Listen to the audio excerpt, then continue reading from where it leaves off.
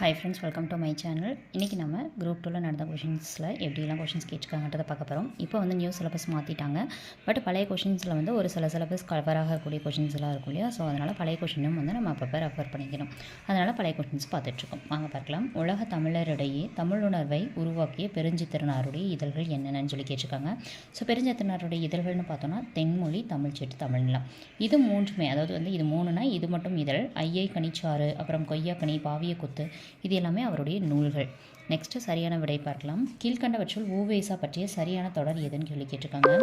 Answer, ஊவேசாவின் இயற்பெயர் வெங்கடரத்னம். இவரின் ஆசிரியர் யாருன்னா மீனாட்சி சுந்தரம். இது வந்து சரிதான், ஏன்னா அவருடைய இயற்பெயர் வெங்கடரத்னம் தான், அதனால தான் ஊவேசா ஓகேங்களா அப்படின்ற மாதிரி சொல்லுவோம். சாமிநாதன் இவருடைய ஆசிரியர் பேரை வந்து மீனாட்சி சுந்தரம்.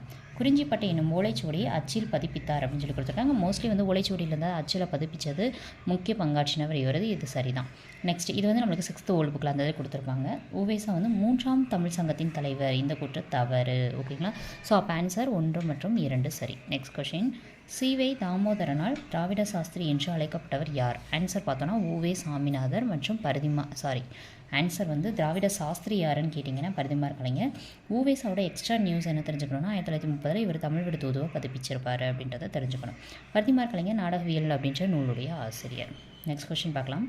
நாடகம், அதன் விளக்கம், வகைகள், எழுதப்பட வேண்டிய முறைகள், நடிப்பிற்குரிய இலக்கணம், நடிப்பவர்களுக்குரிய இலக்கணம் ஆகியவற்றை கூறும் நாடகவியல் என்னும் நூலை எழுதியவர் யார்?